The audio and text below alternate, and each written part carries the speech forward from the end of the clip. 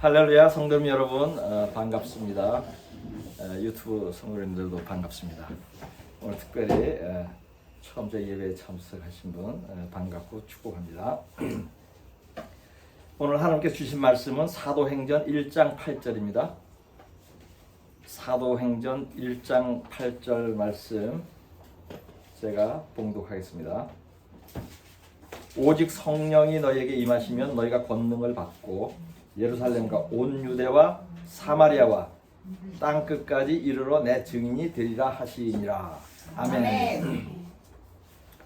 오늘은 성령 받는 것이 신앙생활에 얼마나 중요한지에 관해서 나누려고 합니다. 제가 설교를 시작하기 전에 어떤 성령 받은 분의 그 간증을 성령을 받고 변한 그 분의 간증을 좀 소개를 하려고 하는데 조금 길지만은 중요하고 은혜가 되는 것이기 때문에 경청해 주시면 감사하겠습니다. 간증 제목은 성령으로 거듭나다입니다. 제가 간증문을 그냥 읽겠습니다. 어느 날 갑자기 구하지도 않은 하나님의 성령이 나에게 불같이 내려왔다. 그것은 급하고 강한 바람처럼 쓰나미처럼 밀려와 나의 육체와 심령을 찔러 쪼개었다. 온몸이 힘이 떨렸고 울부짖으며 기도하게 하였다. 내가 마땅히 죄로 죽어야 한다고, 아니 죽게 해달라고 간절히 애원하였다. 대속을 깨닫게 하는 성령님의 역사가 그날 나에게 임한 것이었다. 목은 쉬었고 온몸은 타버린 재처럼 되었다. 그러나 내가 죽으려 했을 때 오히려 살아났다. 새롭게 태어나게 되었다. 하나님의 은혜로 새로운 피조물이 되었다. 저는 40년 동안 교회를 다니며 신앙생활을 하였지만 거듭나지 못했다. 거룩한 삶을 살지 않았고 교회를 다니는 주일 신자에 불과했다. 은혜를 받고 나니 과거에 제 삶이 하나님 앞에 너무 부끄러웠다. 2008년 6월 20일부터 3일간 교회에서 부흥 집회가 있었다. 그 집회의 마지막 날인 2008년 6월 22일이 저희 생일이다. 3일간의 산고 끝에 새로운 제가 태어났다. 하나님 주시는 가장 귀한 선물인 성령을 받았다. 성령을 받기 한 달여 전인 5월 10일 저는 구급차에 실려 응급실로 갔다. 수술 받을 준비를 하였다. 의사는 위험한 수술이 아니라고 했지만 심장의 어떤 부위를 잘라내야 하는 수술이므로 결과가 어떻게 될지 걱정되었다. 수술실로 들어가면서 하나님 지금 제가 죽으면 천국을 못 갈 것 같습니다. 저에게 회개할 기회와 시간을 주십시오라고 기도하였다. 수술은 잘 맞춰졌고 이틀 후에 퇴원하였다. 그때부터 회개에 합당한 열매에 대하여 고민하기 시작하였다. 단순한 마음속 뉘우침이 진정한 회개는 아닌 것 같았다. 성경을 하루에 한 장 이상씩 읽기 시작하였다. 요한복음을 먼저 읽었다. 수요 성경 공부 시간에 말씀이 깨달아지기 시작했다. 주일 예배보다 성경 공부 시간에 더 큰 은혜를 받았다. 진리의 말씀이 수술을 받은 심장에 꽂히는 듯 했다. 전에는 이러한 감동이 전혀 없었다. 깨달음의 기쁨이 너무 커서 교회의 웹사이트에 글을 올렸다. 저는 글을 잘 쓰는 사람도 아니고 즐겨 쓰는 사람도 아니다. 또한 인터넷에는 글을 올려본 적도 없는 사람이었다. 그러나 받은 감동이 너무 커 참을 수가 없었다. 성령 받기 전으로 약 2주일 동안 12개의 글을 올렸다. 나중에 돌이켜보니 글 한자 한자가 하나님께서 주신 감동으로 쓰여진 것을 알게 되었으며 은혜는 나누면 커진다는 것을 그때 확인하게 되었다. 그 글을 읽은 모든 성도들이 감동과 은혜가 넘치는 글이라며 중단하지 말라고 권하였다. 수술, 회개에 대한 고민, 성경 공부에서의 은혜 나누기라는 일련의 하나님 계획의 마지막 부분이 성령 세례였다. 제가 한 것은 아무것도 없었다. 분명한 것은 회개할 때 성령을 받았다는 사실이다. 그런데 회개도 하나님께서 감동을 주어서 하게 되었다는 것이 정확한 표현일 것이다. 그러니 제가 한 것은 아무것도 없는 것이다. 이것을 저는 은혜라고 합니다. 정말로 하나님의 은혜는 측량할 길이 없다. 제가 노아의 시대에 살았다면 홍수 가운데서 죽었을 것이고 소돔과 고모라에 있었다면 유황불 속에서 멸망했을 것이다. 이러한 죽을 죄인을 살리시고 성령까지 부어주셨으니 그 은혜가 너무 큰 것이다. 부흥의 마지막 날 목사님이 안수하고 회중이 함께 손을 잡고 기도하였다. 몸이 흔들리며 온몸에 전류가 흐르기 시작했다. 저의 기도가 별안간 방언으로 바뀌었다. 방언을 하겠다고 생각하지 않았고 구하지도 않았다. 처음 듣는 외국어 소리 같았다. 너무도 빠르고 유창하게 나왔다. 참으로 신령한 경험이었다. 얼마나 시간이 흘렀는지 모르지만 기진하여 바닥에 누웠다. 몸과 마음이 너무 평안했다. 허리 디스크가 치료된 것을 느꼈다. 허리에 통증이 없어졌기 때문이다. 저희 영을 치료하시며 육체도 함께 치료하신 것이다. 30년 고질병이 치료되는 기적을 베푸신 하나님께 감사의 기도를 하였다. 그 후로 제 삶은 완전히 바뀌었다. 기도와 성경 외에는 아무것도 관심이 없어졌다. TV와 라디오, 신문과 세상 책도 모두 끊었다. 즐기던 오페라와 클래식 음악도 멀어졌다. 입만 열면 예수 이야기밖에 안 나왔다. 제가 아는 사람은 만나는 사람마다 성령 받은 간증을 하였다. 그리고 기도를 해주었다. 특별한 기도라고 생각하지 않았지만 대부분이 울었다. 성령이 감동을 주신 것이다. 그들의 특징은 한때 신앙생활을 잘했으나 교회를 떠나 있던 사람들이다. 그들은 저의 간증을 듣고 다시 교회로 돌아갔다. 방언 찬양의 은사를 받았다. 성령 받은 다음 날 아침 깨자마자 방언으로 찬양이 나왔다. 이것도 하나님께서 일방적으로 주신 것이다. 예언의 은사도 받았다. 예언 기도가 수시로 터져나왔다. 주의 종으로 부르셨다. 몇 개월에 걸쳐 여러 차례 부르셨다. 하나님은 제가 어떻게 쓰임을 받을 것이고 저를 어떻게 기름 부으실 것이라는 말씀을 네 사람의 예언하는 주의 종을 통해 말씀을 주셨다. 놀라운 것은 이 모든 예언의 말씀이 동일하거나 서로 일맥상통하였다는 사실이다. 주신 말씀이 틀리지 않다는 증거도 보여주셨다. 지금까지 수백 명이 넘는 영혼들을 저를 통하여 주를 영접하게 하셨다. 하나님을 영화롭게 할 간증거리를 매일 경험하였다. 저는 누구를 만나든지 정신없이 간증을 토해내었다. 영혼 구원에 대한 열정은 날로 더해갔다. 저희 움켜진 손을 펴면 그 안에는 예수밖에 없다. 나의 가슴을 열면 그 안에도 예수밖에 없다. 입을 열면 예수 이야기밖에 안 나온다. 저는 예수에게 완전히 미쳐버렸다. 저는 세상 사람들을 둘로 나눈다. 남녀도 아니고 어른 아이도 아니고 백인 흑인도 아니다. 믿는 자와 믿지 않는 자, 즉 천국 가는 자와 지옥 가는 자이다. 그리하여 믿지 않는 자는 무조건 불쌍하다. 지옥의 영원한 유황불을 생각한다면 어찌 불쌍하지 않겠는가. 나에게 욕을 하든 나를 미워하든 핍박하든 상관이 없다. 너무 불쌍하다. 그들을 위하여 기도하지 않을 수 없고 전도하지 않을 수 없는 것이다. 저는 하나님의 형상대로 지어진 모든 인류가 한 사람도 빠짐없이 모두 구원받기를 기도한다. 또한 저는 믿는다고 하는 사람들도 둘로 나눈다. 회개하고 거듭난 자와 그렇지 않은 자이다. 즉 구원받을 자와 받지 못할 자이다. 어떤 면에서 보면 믿지만 거듭나지 못한 자들, 아예 믿지 않는 자들보다 더 불쌍하고 비참하다. 왜냐하면 그들은 구원받은 것 또는 받을 것으로 착각하고 있기 때문이다. 이들이 죽고 난 후에 겪을 황당함을 생각해 본다면 참으로 안타까운 일이다. 저는 그 누구에게도 구원받았다고 말하는 것에 신중하다. 제가 교회 안에서 또는 교회 밖에서 믿음의 교제를 할 때 저의 주된 관심은 이들이 제대로 믿고 있는가, 회개한 삶을 살고 있는가이다. 대화 중 그렇지 못함을 느낄 때의 답답한 심정은 이루 말할 수 없다. 지금의 제 삶은 절대 평강을 누리고 있다. 환경이나 상황이 저를 주관하지 못한다. 왜냐하면 저는 포도나무이신 예수님께 붙어있는 포도가지이기 때문이다. 저는 재산도 없고 정해진 수입도 없지만 하나님의 은혜로 부족함이 없이 지낸다. 굶지 않게 하시고 헐벗게 하지 않으시는 주를 항상 찬양하며 살고 있다. 저는 제가 누리는 이 행복과 평강을 다른 모든 사람과 함께 나누기를 소원한다. 이 땅에서 미리 천국을 누릴 수 있다는 것을 알려주기 원한다. 이 모든 말씀으로 하나님께 영광을 돌립니다. 아멘. 저는 이 간증문을 읽으면서 그 내용이 저의 경험과 너무 똑같아서 놀랐습니다. 이 간증문은 10여 년 전에 제가 성령을 받은 후에 제가 섬기던 교회의 요청으로 작성한 것입니다.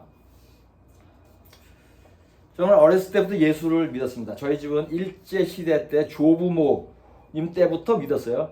저희 조부모님은 6.25 사변 때 공산주의자들에게 예수를 믿는다고 산에 끌려가 죽임을 당했습니다.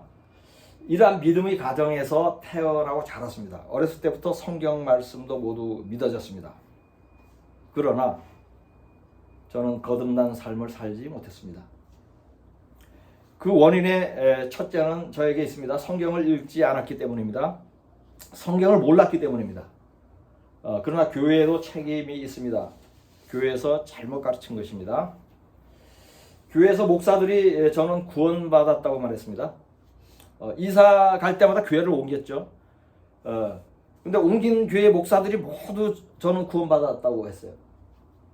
왜냐하면 예수를 구주로 영접한 적이 있기 때문이라는 것이에요. 영생에 들어가려면 계명을 지켜야 한다는 설교는 한 번도 듣지 못했습니다. 물과 성령으로 거듭나야 천국에 들어간다는 설교도 들은 적이 없었습니다. 그래서 세상 사람들과 구별되지 않아도 천국은 감히 어렵게 살 필요가 없다고 생각했습니다. 그런데 제가 성령을 받고 성경을 공부해보니 이렇게 살다가는 지옥을 간다는 것을 깨달았습니다. 40년 동안 천국 문 앞인 줄 알고 지옥 문 앞에 서 있던 것입니다. 하나님께서 성령을 받게 하면서 제가 지옥 문 앞에 서 있다는 것을 깨닫게 해주셨습니다. 이 은혜는 어떻게 말로 형용할 수가 없습니다. 이 한 가지 은혜 때문에 저는 제 마음과 뜻과 목숨을 다해서 하나님을 위해 살기로 작정했습니다. 제가 성령을 안 받았고 그런 깨달음이 없었다면 지금도 교회만 왔다 갔다 하는 신앙생활을 하고 있었을 것입니다. 이처럼 성령을 받는 것은 지옥에서 천국으로 옮겨지는 위대한 일입니다. 그러니 이 설교를 듣는 분들 중에도 성령을 받지 않은 분들은 성령을 구하여 받으라고 권면하는 것입니다. 성령을 받아야 하는 이유는 저희 간증에서 고백하였듯이 삶이 한순간에 변할 수 있기 때문입니다. 통렬한 회개를 통해서 죽은 믿음에서 생명의 믿음으로, 거룩하지 않은 삶에서 거룩한 삶으로 급격하게 변할 수 있기 때문입니다. 성령을 받았다는 것은 회개하였다는 증거이고 구원받았다는 증거입니다. 그리고 구원받은 삶을 살아가도록 성령이 계속 인도해 갑니다. 말씀과 기도와 전도에 전력을 다하게 됩니다. 두렵고 떨림으로 구원을 이루어 가게 됩니다. 성경 인물 중에서 성령을 받고 드라마틱하게 변한 두 사람에 대하여 성령을 받기 전과 받은 후에 변화된 모습을 비교해 보겠습니다. 첫째, 베드로에 대해서 살펴보겠습니다. 베드로는 예수님의 제자로서 3년 반 동안 예수님의 가르침을 받고 믿음의 훈련을 받았습니다. 예수님께서 어디든지 데리고 가셨죠. 그리고 믿음도 특출했습니다. 12 제자들 중에서 베드로는 바다 위를 걸어오는 예수님을 보고 믿음으로 바다에 뛰어들었죠. 중간에 믿음이 약해져서 물속에 빠져 죽을 뻔했지만 그 정도면은 믿음이 상당히 큰 것입니다. 나가서 귀신도 쫓고 능력도 행하였습니다. 그런데 예수님이 붙잡히던 날 도망갔습니다. 3번 주를 부인하였습니다. 왜 그랬을까요? 성령을 받지 않았기 때문입니다. 성령을 받지 않아도 신실하고 거룩한 사람들이 많이 있습니다. 이런 사람들 물로 거듭난 사람들입니다. 구원받는 사람들입니다. 그런데 성령을 받지 않은 사람은 큰 고난이 올 때 믿음이 흔들릴 수가 있습니다. 베드로의 경우에서 지금 보았죠. 베드로처럼 죽음이 두려워 주를 배반할 수 있다는 것입니다. 이것이 성령을 받은 사람과 신실하여도 성령을 받지 않은 사람의 차이입니다. 베드로가 성령을 받은 후에 설교를 하는데 사람들은 배우지 못한 베드로가 어떻게 저렇게 유창한 설교를 할 수 있는가 하고 놀랐죠. 한 번 설교로 3,000명이 죽게 돌아왔죠. 성령을 받으면, 이때는 베드로가 성령을 받은 후죠. 성령을 받으면 이처럼 말씀의 능력과 전도의 능력이 함께 옵니다. 저도 동일한 경험을 하였습니다. 성령 받은 지 얼마 안 돼요. 사람들을 만나서 제가 성령 받은 간증을 하고 기도해 줬습니다. 그래야 했더니 기도를 받으면 우는 것이었습니다. 제 간증을 듣고 다시 교회로 돌아가야겠다고 다짐하고 교회로 돌아갔습니다. 그런 사람이 여럿 있었습니다. 제가 그분들을 설득한 것은 아무것도 없어요. 교회로 돌아가라고 말한 적도 없어요. 다만 간증할 때 성령의 능력이 그렇게 했어요. 제가 집사였을 때에 성령을 받은 후죠. 캄보디아 단기 선교를 3년 연속 갔었는데 총 기간은 3주에 일주일씩 3번 갔습니다. 300명 정도를 전도했어요. 맨 처음에 전도한 1명을 제외하고 300명이 모두 연이어서 예수를 영접한 것이었습니다. 제가 성령을 받았기 때문에 성령의 능력이 그렇게 한 것입니다. 성령 받고 변화한 다른 한 인물은 바울입니다. 바울은 예수만 몰랐지 신실하게 하나님을 믿던 사람이었죠.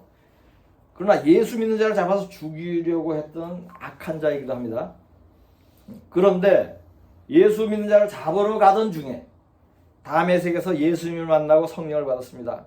그런 후 조금씩 변하지 않았습니다. 바로 그날부터 예수를 전하기 시작했습니다. 예수 믿는 자를 죽이던 자가 예수의 복음을 전하는 자로 순식간에 바뀐 것은 성령을 받았기 때문에 가능한 것입니다. 이처럼 성령을 받는다는 것은 이성적으로 설명이 안 되는 하나님의 초자연적인 역사입니다. 하나님께서는 제가 수술을 받다가 죽을지도 모른다는 절박함 중에 회개할 기회를 달라고 한 기도, 그 기도를 응답하였습니다. 저희 잘못된 믿음도 깨닫게 하시고 회개하게 하시고 성령을 부어주셨습니다. 한 번 구원은 영원한 구원이 아닙니다. 구원은 두렵고 떨리는 마음으로 이루어가는 것입니다. 영생을 얻으려면 계명을 지켜야 합니다. 주여 주여 하는 자마다 천국에 들어가는 것이 아닙니다. 그러므로 한 번 구원은 영원한 구원이라고 믿는 분들은 저처럼 잘못 믿은 것을 회개해야 합니다. 구원을 이처럼 잘못 가르치는 목사의 교회는 떠나야 합니다. 이러한 회개 없이 성령을 받을 수 없고 구원받을 수도 없습니다. 지금은 마지막 때이고 밭은 하얗게 추수할 때가 되었습니다. 추수할 때가 되었다는 것은 전도하여 영혼들을 구원할 때가 되었다는 의미입니다. 그리고 흰 밭은 전도만 하면 모두 주께로 돌아올 영혼들을 의미합니다. 요한복음 4장 35절에서 37절까지를 보겠습니다. 너희는 넉 달이 지나야 추수할 때가 이르겠다 하지 아니하느냐. 그러나 나는 너희에게 이르노니 너희 눈을 들어 밭을 보라. 희어져 추수하게 되었도다. 거두는 자가 이미 삭도 받고 영생에 이르는 열매를 모으나니 이는 뿌리는 자와 거두는 자가 함께 즐거워하게 하려 함이라. 그런즉 한 사람이 심고 다른 사람이 거둔다 하는 말이 옳도다. 아멘. 이 구절은 한 사람이 심고 다른 사람이 거둔다고 말씀하죠. 이 말씀의 의미는 누군가 이미 심고 자라게 해놓았으니 가서 추수만 하라는 것이에요. 저는 캄보디아의 짝그레이 마을에서 이러한 추수를 경험하였습니다. 3주 만에 300명이 주를 영접하였습니다. 몇 개월 전에는 과테말라의 순일이라는 동네에서 경험하였습니다. 4개월 만에 600가정 이상이 죽게 돌아왔습니다. 그리고 저는 최근 몇 개월간 이스라엘을 3차례 방문하여 에일랏과 하이파와 예루살렘에서 복음의 씨를 뿌렸습니다. 약 360명의 유대인들에게 복음과 구제금을 전했습니다. 이러한 사역은 예루살렘 홀로코스트 생존자 협회의 야곱 회장을 통하여 계속 진행되고 있습니다. 유대인이 유대인에게 복음을 전하고 있습니다. 이번 11월 말까지 약 540명에게 복음이 전해지고 예수를 영접하게 될 것입니다. 캄보디아와 과테말라에서 복음을 들은 자들은 복음을 전하기만 하면 모두 주께로 돌아옵니다. 이들의 공통점은 몹시 가난한 자들이라는 것입니다. 심령이 가난한 자들, 욕심이 없는 자들입니다. 그래야 하나님의 긍휼을 입은 자들입니다. 유대인 홀로코스트 생존자들 중에도 가난한 자들이 많습니다. 모두 병들고 노약한 자들입니다. 그동안 고난을 배나 받은 사람들입니다. 그래야 하나님의 긍휼을 입고 있습니다. 제가 미국 한인타운의 슈퍼마켓 앞에서 전도지를 주며 전도를 한 적이 몇 차례 있었습니다. 그들에게는 복음이 잘 전해지지 않았습니다. 왜냐하면 이들은 부유하기 때문입니다. 이들은 부족한 것이 없기 때문입니다. 누가복음 4장 18절을 보겠습니다. 주의 성령이 내게 임하셨으니 이는 가난한 자에게 복음을 전하게 하시려고 내게 기름을 부으시고 나를 보내사 포로된 자에게 자유를 눈먼 자에게 다시 보게 함을 전파하며 눌린 자를 자유롭게 하고 아멘. 가난한 자도 전도하고 부자도 전도를 해보면서 가난한 자에게 복음이 전파해야 된다는 이 말씀을 더욱 잘 깨닫게 되었어요. 제가 처음 이 성경 구절을 읽을 때는 왜 가난한 자에게만 복음이 전파되고 온다고 써놨나 하는 것이 퀘스천 마크였어요. 근데 제가 경험을 했습니다.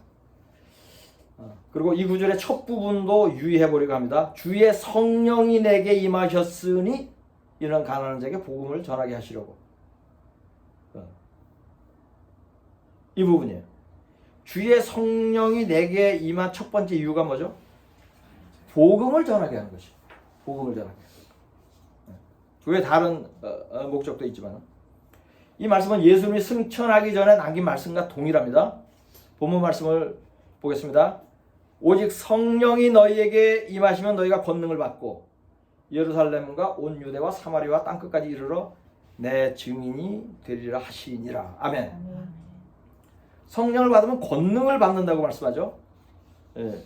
권능은 권세와 능력이에요. 권세와 능력을 받아요. 이 권능의 핵심이 복음 전하는 권능이에요. 예. 그러므로 성령이 임하면 먼 곳으로 가서 복음을 전하라고 말씀하는 것입니다. 제가 증인입니다. 저희 복음 전도는 모두 성령이 하신 것입니다. 최초의 성령이 부어진 오순절에 모인 사람들은 10일 동안 기도를 하였습니다. 예수님이 승천하기 전에 당부한 말씀을 따라서 예루살렘에 모여서 기도를 하였습니다. 모인 사람은 120명이었고 모인 지 열흘째 되던 날에 모두 성령을 받았습니다. 혹시 성령을 받지 않은 분들이 있다면 동일한 당부를 합니다. 열흘 동안 회개의 기도와 성령을 간구하는 기도를 하십시오. 금식도 하십시오.